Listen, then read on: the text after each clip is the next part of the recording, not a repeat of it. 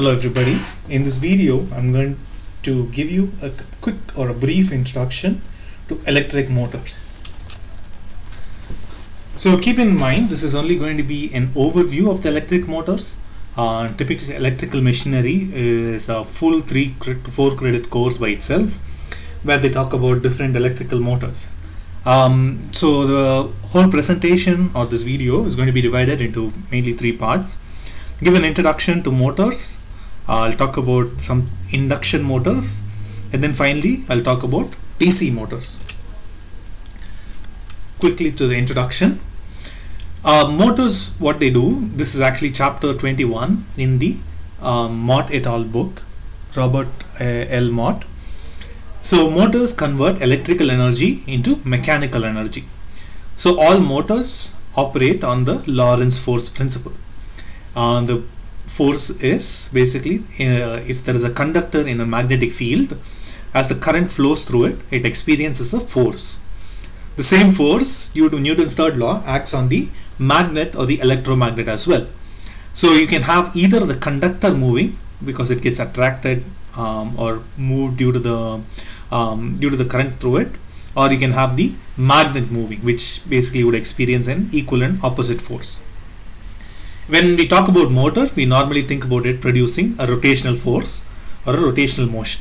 We also have something called a linear motor, which produces a linear action. So if you're in Vancouver, the SkyTrain basically uses something called as a linear motor. It actually uses something called a linear induction motor.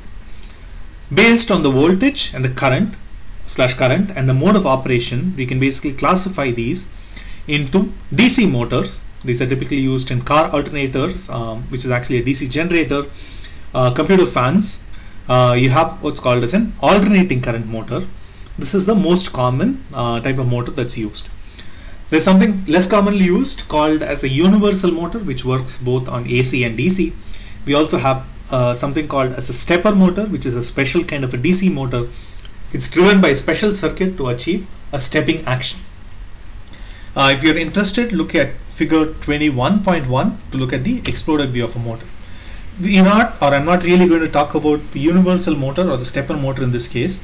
This is mainly to give an introduction of the DC motor as well as the induction motor. Okay, as far as motor selection is concerned, we basically would be limited to the DC motor or the AC motor.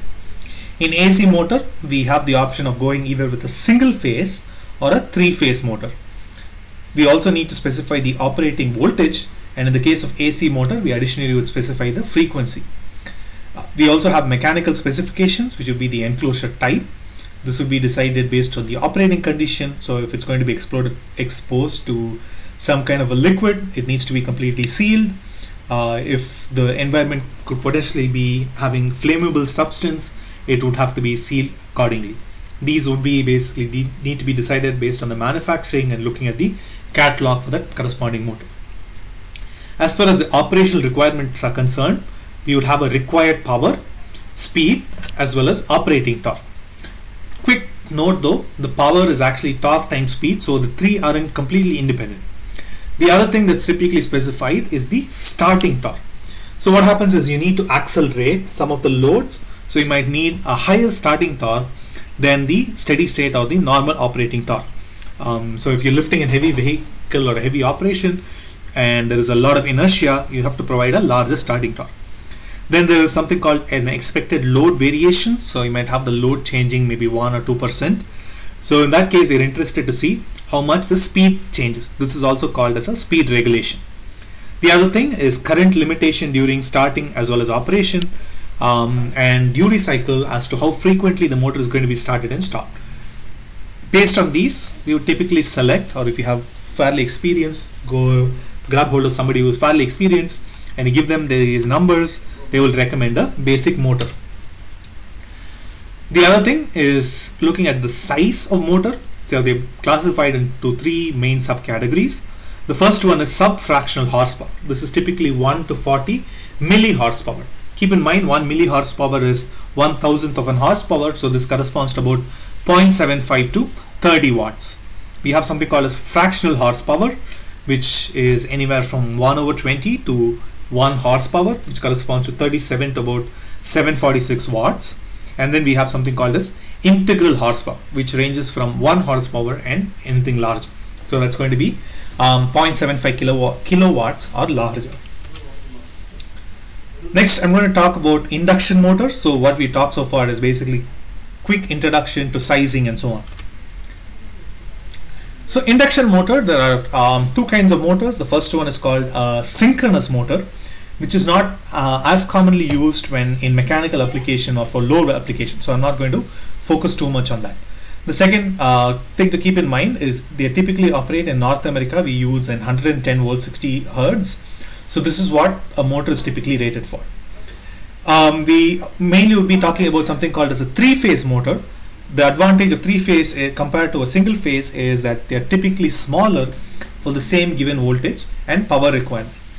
The input that is usually provided that comes to your home or to your company is going to be a three-phase supply from the power grid or the utility company. As a result, when you connect a three-phase motor to the power load, it kind of provides a balanced load, and the utility company kind of would like you a little bit better if you use a three-phase motor. So generally single-phase motors are used for a very, very small load. For instance, if you might have a fan, or you might have a computer fan that's running at a lower horsepower. In that case, you use a single-phase motor. But for larger application, for your elevators and all the other application, you would tend to use a three-phase motor.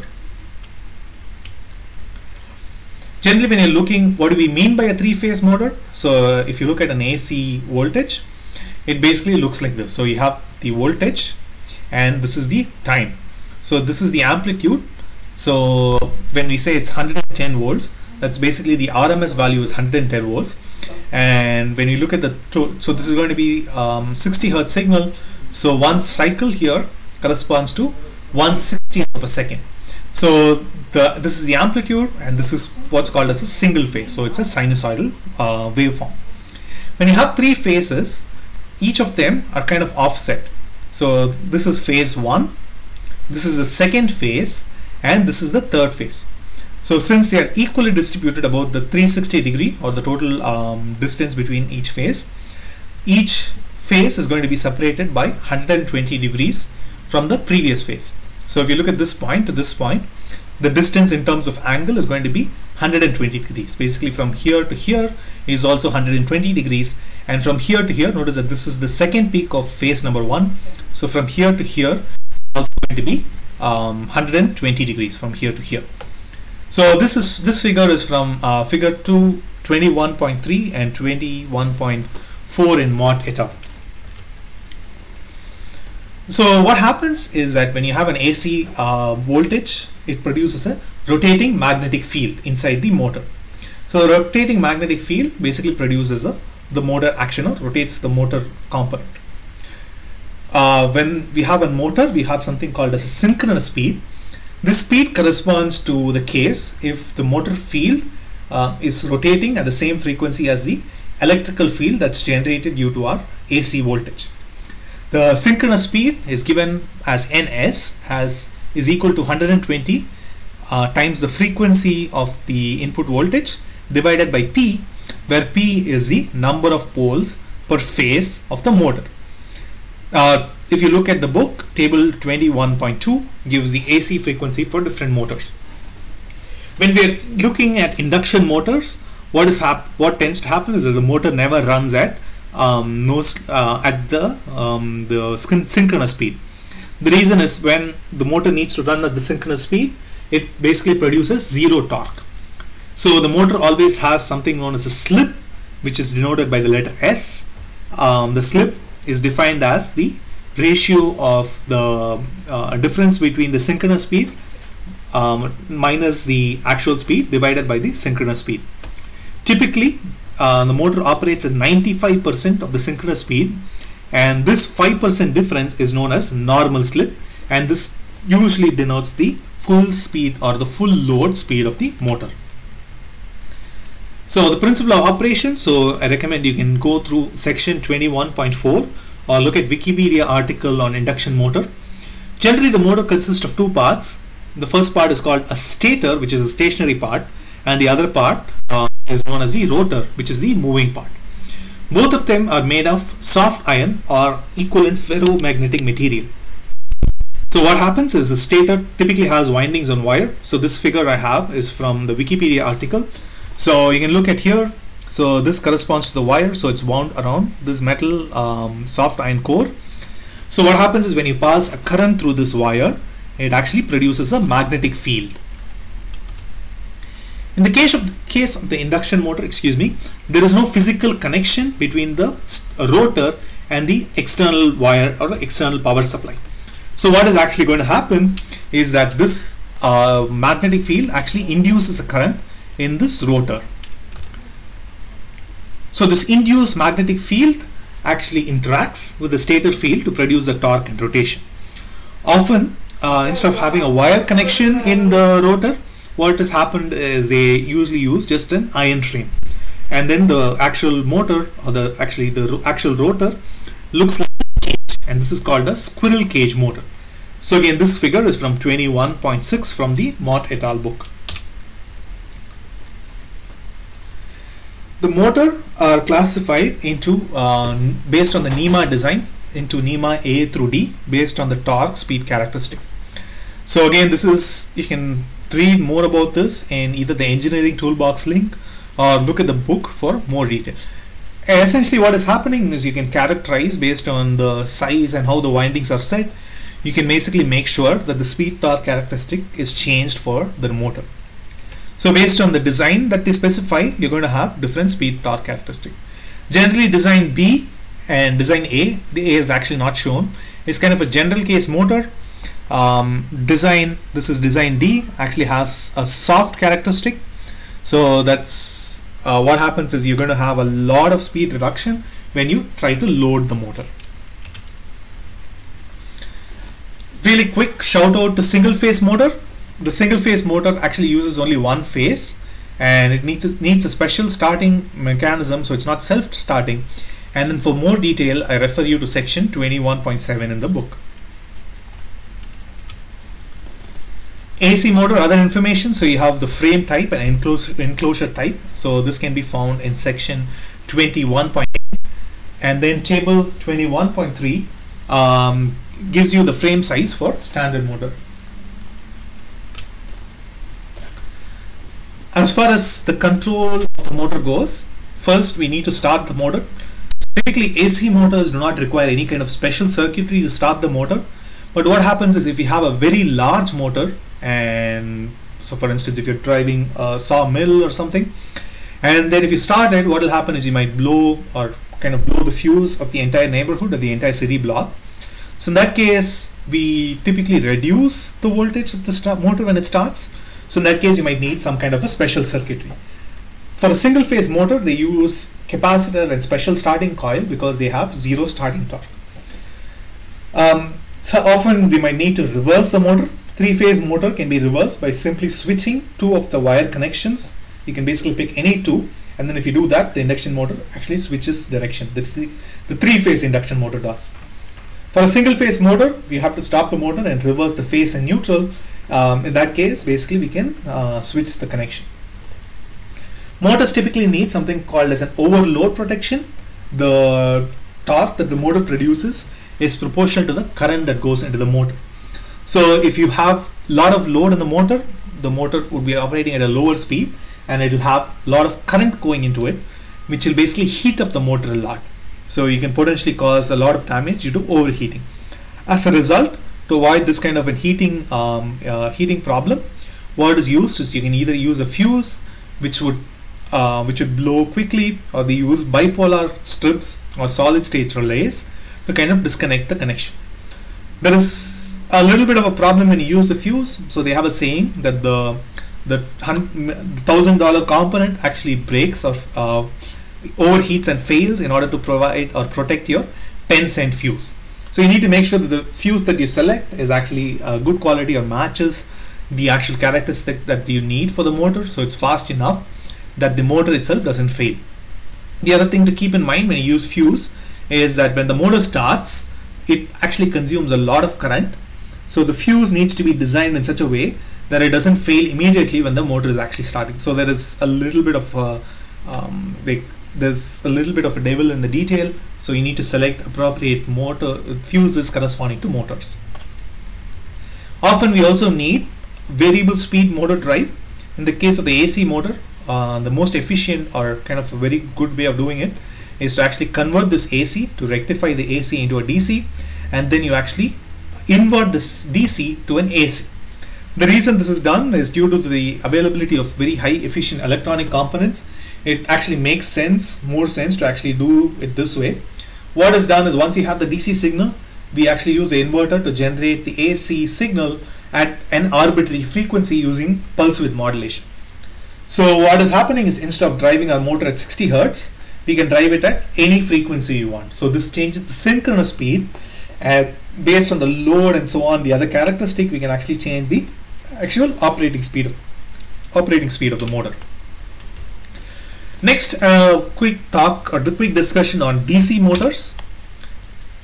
So DC motors are one of the more commonly thrown is what's called as brushless DC motor. So what it is it's similar to an AC motor. It uses an integrated inverter / switch power supply. What is happening is, it actually generates a waveform which is not necessarily sinusoidal. So this waveform can be altered to increase the starting torque. The frequency can be changed to actually alter the speed of the motor. Typically what is done is, it uses a permanent magnet rotor, and because you're inverting the current and the rotor is basically driven in a sinusoidal or a rotating magnetic field is produced, we actually produce a rotating motion. Since we're using a permanent magnet, it can actually be used for regenerative braking. Since there is no connection from the outside to the actual rotating component, the maintenance cost is typically low, but the initial cost or the actual motor cost tends to be a little bit or significantly higher. This is actually used very frequently in all of the electric components. So if you look at the Zero motorcycle, which is an electric motorcycle, the Tesla car, as well as the other electric cars, they all use brushless DC motor because they have a higher efficiency. I would refer you to the Wikipedia article on brushless DC motors to get more details on how this is made, how it's constructed, and so on. The other thing that's usually used is DC motors with brushes. What is happening is that the DC motor, the current basically gets conducted from the outside to the center using a commutator. So this is kind of the animation for the DC motor from the Wikipedia article. So this is basically a commutator. So what's happening is, the current goes from here, it's getting transmitted to the rotor coil, and then there's sometimes a fixed coil or a fixed magnet, or this north and south could be generated by another set of coils, which would be essentially like an electromagnet. So to produce that magnetic field, we can either use a DC series coil or a shunt coil. So when you talk about series, what is done is the motor and the coil that generates the magnetic field are connected in series. When it's said to be a shunt connection, what is happening is they are connected in parallel. These are usually non-permanent magnet motors, and the magnetic field is actually generated by the winding. When you have a series wound motor, it actually has insanely high starting torque. So it is used for locomotive application, but it's dangerously high speed at no load. So this is kind of the characteristic of the DC series motor. So this is the series field, and then this is the actual motor. If it's shunt connected, this is how it looks. The characteristic is a little bit better. Generally 100% load and 100% speed corresponds to the normal operating condition. There is something called as a compound wound motor, where they use two coils. Basically it's going to be a hybrid of a series and a shunt motor. We also have a permanent DC motor, where there is a permanent magnet that's set, and then when you produce or send current through the rotor, it's going to cause a rotation motion. The other thing is, quick shout out to DC motor control. You can use a variable resistance. So you basically connect a resistance in series. So when there is current flowing through the motor, the resistance actually has a voltage drop. So the effective voltage of the motor decreases. So the speed decreases. You can also use a pulse width modulation circuit, which reduces the effective voltage across the motor. Further, it requires a special H bridge circuit. We actually have special integrated circuits and IC to use for control. So all you need to do is go to Google, search for motor control circuits, and then they'll give you different circuits and different chips that you can use to basically use this. If you're using a brushless motor, you need to use a special electronic controller. It basically also not only drives the motor, it also allows you to control the speed fairly efficiently. And finally, just a quick list of all the resources that are available. So if you go to the Wikipedia article, talk about more in detail about the induction motor, about the brushless DC motor and electrical motor. These are the list of companies that are listed in the MOT book. So if you're looking for sizing or actually figuring out a way to design or include a motor in your design, what you need to go is look at one of these companies, download their catalog. You would basically be given, or based on other component of your design, you would have an idea of how much power that's needed. Based on the power requirement, you go through the catalog, find a motor that can provide that power or larger, select that motor, get a quote. Maybe you might have to compare a couple of these, and then they'll give you also the dimension of how the motor is going to be fixed onto your whole frame. So they'll give you the location of the bolts and the nut holes in the frame. So based on that, you can create your SolidWorks design and then actually include the motor. Again, this is a really quick overview. So what we did was basically talk about really quickly something called, we introduced induction motor, which basically is the one that's most commonly used, and then a little bit about DC motors. We talked about brushless DC motors and also normal DC motors that's used in a lot of applications.